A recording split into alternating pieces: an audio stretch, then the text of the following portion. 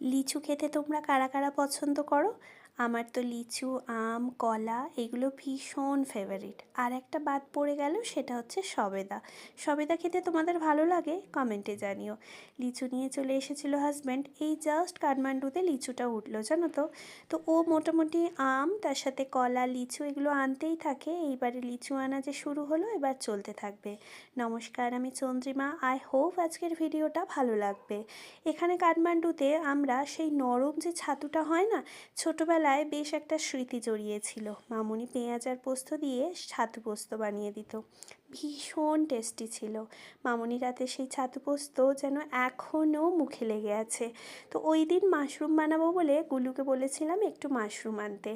এই যে বাটনাটা বেটে নেওয়া হচ্ছে, এটা কিন্তু মিক্সার গ্রাইন্ডারে বাটনাটা করাই যেত, কিন্তু এই যে একটা অতুলনীয় টেস্ট শিলনোড়াতে বাটার, সেটা কিন্তু আলাদাই একটা স্বাদ এনে দেয়। তো আমার হাজব্যান্ড ওই দিন বলেছিল মাশরুমটা ও বানাবে, স্পেশালি ও একটা স্পেশাল মেনু দেখে রেখেছে ওটা। আমি বললাম ঠিক আছে, সেই ফাঁকে আমি আদিভিককে খাইয়ে দিই। মাশরুমটা সুন্দর করে বানানোর প্রিপারেশনও চালাতে শুরু করেছিল। আর এটা মোটামুটি আদা রসুন পেস্টও ইউজ করেছিল, তাতেও কাজু বাটাও কিছুটা দিয়েছিল। বাকি যেরকম মশলা থাকে নানানিধি মশলা, সবাই যেগুলো কমন ইউজ করে সেগুলোই। সেই দিন মেনুতে রাতে আরও অন্য কিছু ছিল, আমরা সাথে এটা একটা এক্সট্রা মেনু অ্যাড করেছিলাম বলতে পারো। তো মাঝে মাঝে মনে হয় না এটা ওটা খেতে। তো আমাদের সাথে এই রান্নার মধ্যে পার্টনার হিসেবে ছিল আমাদের ছোট্ট আদ্ভিক।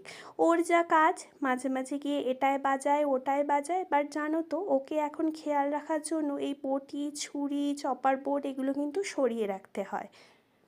ধনেপাতা ওপর থেকে দেবে বলে ধনেপাতাগুলো কাট করে নিল। কিছুটা ধনেপাতা নামানোর আগে দিয়ে দিয়েছিলাম, কিছুটা নামানোর সময়, একটু গরম মশলা ওপর থেকে।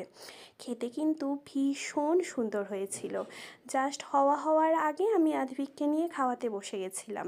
মাশরুমের প্যাকেটটা 500 গ্রামসের ছিল। যখন নিয়ে এসেছিল দেখে মনে হচ্ছিল অনেকটা প্যাকেট। দেখে বুঝতে পেরেছে তো। রান্নাটা যখন পুরোই প্রিপারেশন ডান বলতে পারো, হাজব্যান্ড সবার আগে আমাকে টেস্ট করতে দিয়েছিল। কাকু তার সাথে বানিয়ে নিয়েছিল টমেটো ধনেপাতা পেঁয়াজ দিয়ে অমলেট, তার সাথে এই যে ডিমের কারি ছিল। ভালো থেকো সবাই।